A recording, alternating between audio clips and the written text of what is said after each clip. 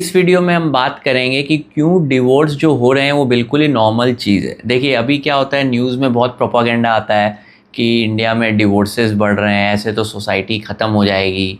लेकिन आपको यार बहुत चीज़ आपको पता ही नहीं, मैरिज की रियलिटी क्या है, मैरिज का फाउंडेशन क्या है। अगर आपको ये सब चीज़ें पता चल जाए ना तो आपको धीरे धीरे अपने आप ही आप प्रेडिक्ट करने लगोगे कि क्यों divorce after a certain time जो हो रहे हैं वो बिल्कुल ही नॉर्मल है। ठीक है, तो before going into the points कि क्या क्या फैक्टर्स अफेक्ट कर रहे हैं, पहले समझते हैं कि व्हाट इज़ मैरिज, मैरिज का फाउंडेशन क्यों किया गया था। ठीक है, और क्यों मैरिज एक एवोल्यूशनरी अननेचुरल चीज़ है। ठीक है, तो सबसे पहले हम लोग चलते हैं कि आज से बहुत साल पहले हम जंगल में रहते थे। ठीक है, तो हम लोग क्या, जैसे बाकी एनिमल्स मेट करते हैं हम भी मेट करते थे। बाकी एनिमल्स, अब मेटिंग कैसे होती है आपको कहीं नहीं जाना, आप डॉग्स को देखो कैसे वो मेट करते हैं। मेल डॉग फीमेल डॉग को प्रेग्नेंट करता है, फिर उसके बाद मेल डॉग चला जाता है। वो लोग थोड़ी शादी वादी करते हैं, वो मेट करते हैं चले जाते हैं। तो अभी भी बहुत सारे एनिमल्स ऐसे ही करते हैं। ठीक है, हमने क्यों हमको ऐसा लगा यार, हम अगर सोसाइटी में अगर हमको आगे जाना है तो हमको अगर मेटिंग हुई तो सोसाइटी आगे नहीं जा पाएगा। उसका रीज़न क्या है, ह्यूमन बेबीज़ को बड़ा करने में टाइम एफर्ट एंड एनर्जी लगता है। अगर लड़का ऐसे ही मेट करके चला गया तो लड़की तो इतना उसको अच्छे से नहीं कर पाएगी, तो बच्चे का अपब्रिंगिंग और ग्रूमिंग नहीं होगा। ठीक है, तो सिंस ह्यूमन बेबीज़ में बहुत टाइम एफर्ट एनर्जी लगता है तो हमने मैरिज एज एन इंस्टीट्यूशन बनाया। मैरिज क्या है, बेसिकली आपको एक प्लेटफॉर्म दे दिया जहाँ पे लड़का और लड़की मेट करें, मेट करके रिप्रोड्यूस करें। ठीक है, लड़के को बोला तुम पैसा वैसा बनाओ, लड़की को बोला तुम बच्चे को पालो। तो हमने एक इंस्टीट्यूशन का एस्टैब्लिशमेंट किया। बाकी एनिमल्स में अभी भी वो एनार्की वे में ही होता है, कौन किसका फादर है मदर है, उसमें ये सब कॉन्सेप्ट्स नहीं है। हमको क्योंकि सिविलाइज्ड फॉर्म में सेक्सुअलिटी को कंट्रोल करना ज़रूरी था, नहीं तो बच्चे की अपब्रिंगिंग सही से नहीं होती। तो हमने मैरिज का फाउंडेशन किया। तो मैरिज बेसिकली क्या है, मैरिज जो हम फिल्मों में देखते हैं 7 जन्मों का साथ, ये सब नहीं है। Marriage is basically an organise form of reproduction जो बाकी एनिमल्स डेली बेसिस पे कर रहे हैं। आप ह्यूमंस के अंदर भी प्रोक्रिएशन का एक डिज़ायर है, उस प्रोक्रिएशन सही तरीके से हो, एनार्की नहीं हो। क्योंकि आप देखोगे बाकी डॉग्स वॉग्स 3-4 डॉग्स फाइट करते हैं एक फीमेल डॉग्स के लिए, तो वो फाइटिंग वाइटिंग नहीं हो, इसीलिए 1-to-1 मोनोगैमी बनाया गया, मैरिज एज एन इंस्टीट्यूशन बनाया गया। मेरा पहला पॉइंट है। सेकेंड पॉइंट क्या है, marriage is unnatural because it enforces monogamy. अभी क्या होता है, आपका जो अट्रैक्शन होता है एक पर्टिकुलर टाइम के लिए एक फीमेल पार्टनर की तरफ होता है। ठीक है, या फीमेल का मेल की तरफ होता है, वो मेटिंग पीरियड जैसे एनिमल्स में होता है। आप मेट करते हो, उसके बाद चले जाते हो, वो डिज़ायर ख़त्म हो जाता है, फिर वो डिज़ायर दूसरे एनिमल्स के प्रति आता है। बाकी एनिमल्स मोस्टली पॉलीगैमस ही हैं। ठीक है, तो हम ह्यूमंस भी एक आदमी से ज़्यादा देर के लिए डिज़ायर नहीं होगा, एक पर्टिकुलर टाइम के लिए होगा। हम मेट करेंगे, रिप्रोड्यूस करेंगे, और वो डिज़ायर जब मतलब बेसिकली हार्मोन्स रिलीज़ हो रहे हैं आपके अंदर, वो मेटिंग टाइम है आपका, मेट करो उसके साथ। जैसे ही वो डिज़ायर्स डिप हो जाएंगे, आपका उससे पार्टनर से मन भर जाएगा। तो पर सोसाइटी ने बोला कि नहीं, मन भी भर गया, तुमको संग रहना है, क्योंकि बच्चे की अपब्रिंगिंग होनी अच्छे से ज़रूरत है। बच्चे को टाइम देना है, एफर्ट देना है, रिसोर्सेज देना है। अगर तुम भग जाओगे तो बच्चा कैसे बड़ा होगा। तो सोसाइटी ने स्ट्रिक्ट लॉज बना दिए, एग्ज़िट बैरियर टफ कर दिया, इसीलिए फैमिली लॉज इतने स्ट्रिक्ट है, तोड़ना मुश्किल है। तो सोसाइटी ने बोला यार पॉलीगैमी नहीं चलेगी, अगर तुम किसी पार्टनर के संग रिप्रोड्यूस कर रहे हो, मोनोगैमी तुमको फॉलो करना पड़ेगा। तो सेकेंड पॉइंट क्या हुआ कि इट एनफोर्सेस मोनोगैमी, लेकिन मोनोगैमी हमारे नेचुरल इंस्टिंक्ट के अगेंस्ट है। हम एक पॉलीगैमस एनिमल हैं। ठीक है, नेचर ने हमको पॉलीगैमस बनाया है, पर हम सोसाइटी में ऑर्डर मेंटेन रखने के लिए आदमी का, एक ह्यूमंस का डिज़ायर सप्रेस कर रहे हैं। तो ये मेरा सेकेंड पॉइंट हो गया। तीसरा पॉइंट आप समझिए, marriage over the time became patriarchal institution. अभी हमने इन्वेंशन किया मनी का। ठीक है, मनी से आप चीज़ें को एक्सेस कर सकते हो, तो money is one of the most important thing. Through money you get access to resources. और पहले के टाइम में मनी बनता था फिजिकल वर्क से। ठीक है, लड़के जाते थे, खेती करते थे, बुलॉक्स चलाते थे, वेल्डिंग करते थे, फैक्ट्रीज में काम करते थे, जहाँ लड़कियों के लिए पॉसिबल नहीं था। तो लड़कों को एक्सेस टू मनी मिल गया, मनी ने उनको सुपीरियर बना दिया, और इसीलिए इंस्टीट्यूशन पैट्रियार्की बन गया। पैट्रियार्की मतलब क्या, लड़का लड़की को ओन करने लगा, लड़का बोला मैं सुपीरियर हूँ, ठीक है, इसीलिए लड़की को ही अपना घर छोड़ के आना पड़ता है। तो ये जो इंस्टीट्यूशन है, इसमें लड़की को बोला गया कि तुम सैक्रिफाइस करो। क्यों? क्योंकि लड़के के पास इकोनॉमिक पावर था। लड़का बोला कि मैरिज इंस्टीट्यूशन मैं क्यों सैक्रिफाइस करूँ, लड़की को ही बोलो इधर आने के लिए, तो लड़की उधर आई। तो marriage over the time became patriarchal, ठीक है। तो अभी मैरिज का फाउंडेशन क्यों आपको समझ में आया, marriage was an organise form of reproduction, ठीक है। और हम लोग, marriage is unnatural because it enforces monogamy. Marriage become patriarchal since women did not have economic freedom, ठीक है। तो मैरिज चाह के भी लोग नहीं तोड़ सकते थे क्योंकि लड़की के पास इकोनॉमिक फ्रीडम नहीं था। ओवर द टाइम क्या हुआ, लड़कियां फेमिनिज्म राइज किया। फेमिनिज्म ने बोला अरे लड़की को अगर एक्सेस नहीं मिलेगा, लड़की तो हस्बैंड पे हमेशा डिपेंडेंट रहेगी। फेमिनिज्म ने फाइट करके लड़कियों को एजुकेशन दिलाना शुरू किया। धीरे धीरे नॉलेज इकोनॉमी आया। नॉलेज इकोनॉमी मतलब क्या, लड़कियां अपने ब्रेन से भी पैसा बना सकती है, लड़कियां भी इकोनॉमिकली फ्री हो सकती है। तो धीरे धीरे लड़कियों को भी फ्रीडम मिलने लगा। तो फेमिनिज्म ने धीरे धीरे मैरिज को इक्वल बनाना शुरू किया, ठीक है।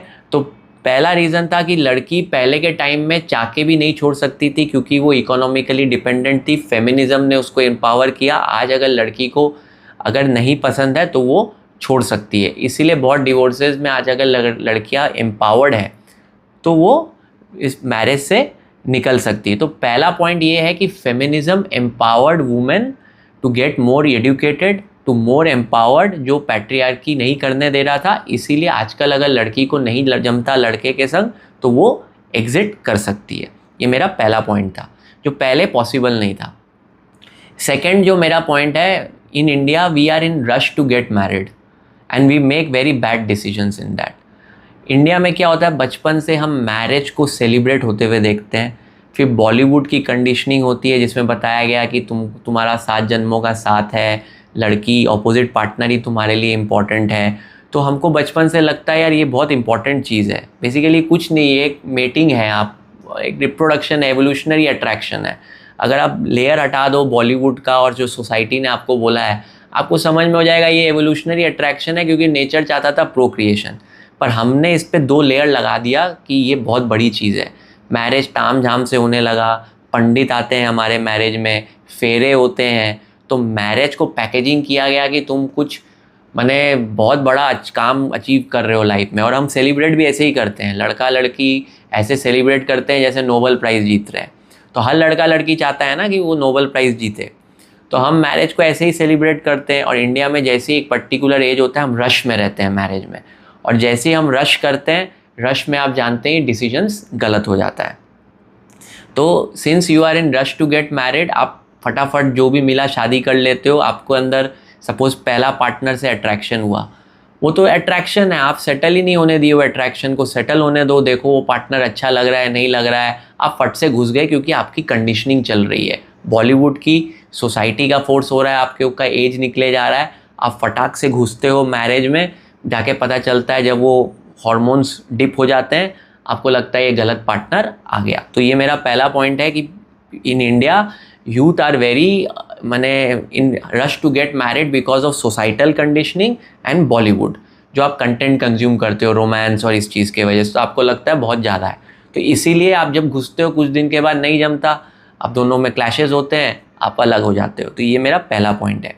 सेकेंड पॉइंट है, अब अरेंज मैरिज और लव मैरिज में क्या होता है। मैं अरेंज मैरिज में we take decisions, family take decision based on their limited knowledge.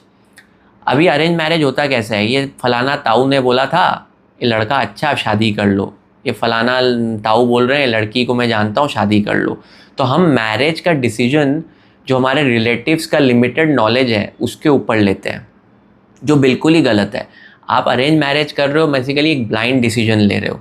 आपको डेटा चाहिए जानने के लिए कि ये राइट है कि रॉन्ग है।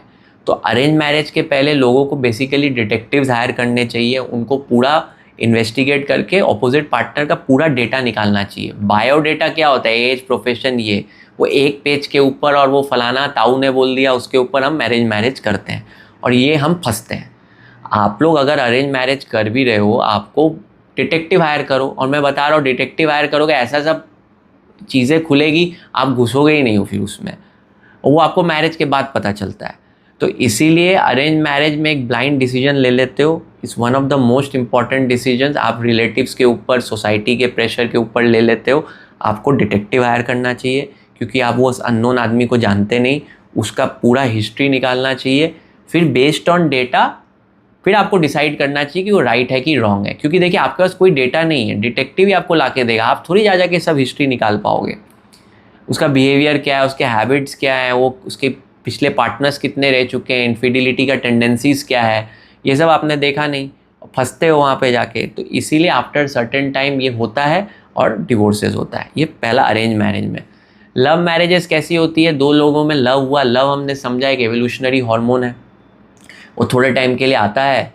वो बेसिकली आप एक चीज़ समझो, जब लव हो रहा है बेसिकली एक ड्रग्स रिलीज़ हो रहा है आपके बॉडी में, आप नशे में हो और आप उस नशे में डिसीजन ले रहे हो। नशे में जैसे अगर आप गाड़ी चलाओगे तो क्या होगा, एक्सीडेंट होगा।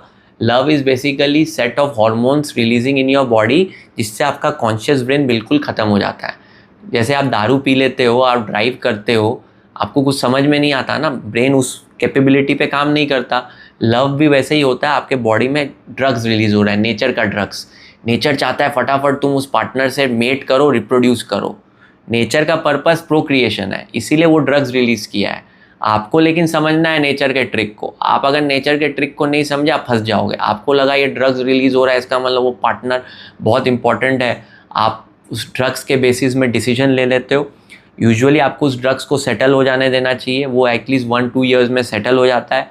उसके बाद 95% चांस है दोनों एक दूसरे से बोर हो जाओगे, क्योंकि जैसे ही वो ड्रग्स क्या है, आपके आंखों में एक लेयर है, जैसे ही वो लेयर हटेगा आपको उसके प्रॉब्लम्स, उसके फ्लॉज दिखने लगेंगे और 95% चांस है वो पार्टनर आपको अच्छा नहीं लगेगा।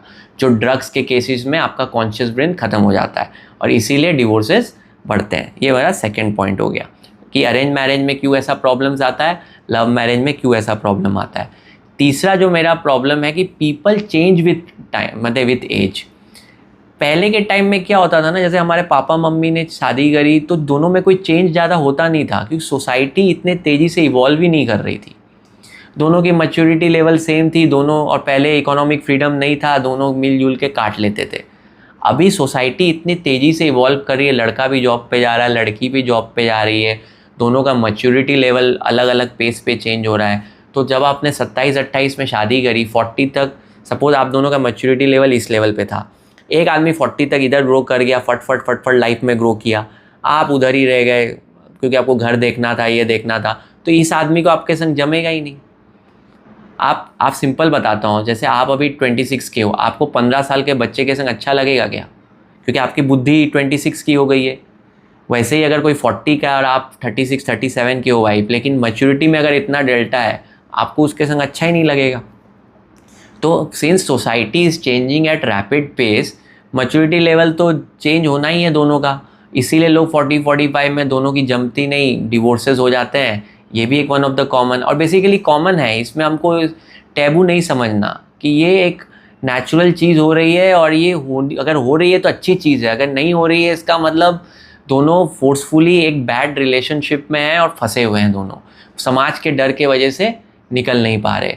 ओवर द टाइम 1% ज़्यादा ग्रो करेगा, 1% कम ग्रो करेगा, दोनों को जमेगा नहीं। ये मेरा तीसरा पॉइंट। चौथा पॉइंट है, since you are expose to so many people, controlling your desire is very difficult. पहले देखिए हमारे पापा मम्मी का एक्सेस होता था, एक ही वाइफ से हुआ, उसका दूसरा ऑपोजिट पार्टनर से एक्सेस होता कहाँ था, सोसाइटी तो क्लोज था। आज लड़का लड़की दोनों जॉब पे जा रहे हैं, दोनों इधर जा रहे हैं, तो ओवर द टाइम आपके मल्टीपल पार्टनर से आपका एक्सेस हो रहा है। और सिंस मैंने पहले बोला वी आर पॉलीगैमस, आपका एक से टाइम से डिज़ायर ख़त्म हो जाएगा। अब आपका डिज़ायर हाई प्रोबेबिलिटी है कोई दूसरे पार्टनर के खिलाफ वो स्पार्क करेगा, क्योंकि आप एक्सपोज हो रहे हो ना। नेचर को आप कब तक रोकोगे, ये तो नेचुरल चीज़ है। नेचर चाहेगा आप नए नए पार्टनर से अट्रैक्ट हो, मेट करो, अच्छे रिप्रोड्यूस करते रहो। नेचर का काम है प्रोक्रिएशन, वो आपके अंदर कब डिज़ायर लाएगा आप समझ ही नहीं पाओगे, और वो डिज़ायर आएगा। पहले क्योंकि टैबू था, एक्सेस टू अपोजिट पार्टनर नहीं था, अब एक्सेस टू अपोजिट पार्टनर हो गया है, एक्सेस टू इकोनॉमिक फ्रीडम आ गया है वुमेन्स को, मेल को भी आ गया है, मेल भी मतलब आज इनफिडिलिटी कर सकता है। तो मल्टीपल आप ऑपोजिट पार्टनर से ओवर द टाइम आपका इंटरेक्शन हो रहा है, तो कब वो डिज़ायर फटेगा कब गारंटी नहीं है। और मोस्टली इनफिडिलिटी भी वन ऑफ द रीज़न है। इनफिडिलिटी देखा जाए तो हम लोग बोलते हैं चीटिंग नहीं है।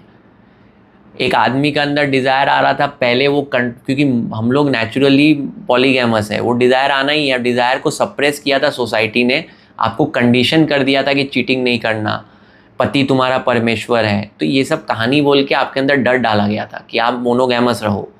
लेकिन अब लोगों के अंदर समझ में आ रहा है, अब लोग अपने डिज़ायर को कंट्रोल नहीं कर रहे, वो जा रहे हैं, इनफिडिलिटी रेट बढ़ रहा है। ये भी एक वन ऑफ द रीज़न है डिवोर्सेज होने का।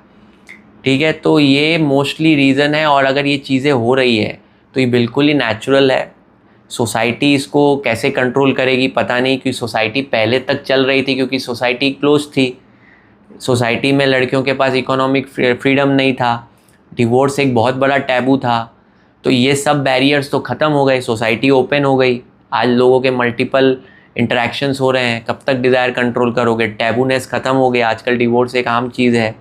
लड़कियां जो पहले चाके भी नहीं निकल सकती थी पैट्रियार्की के वजह से, आज इकोनॉमिक फ्रीडम है। तो जितने बैरियर्स थे मैरिज को रोकने के लिए वो तो दीवार तो वीक होते जा रही है, और ओवर द टाइम और वीक होगी। जैसे जैसे ये और वीक होगी ये ट्रेंड और ऊपर जाएगा, और ये बेसिकली कर्व जाना ही है। बाकी कंट्रीज़ में आप देख रहे हो 50%, इंडिया में भी।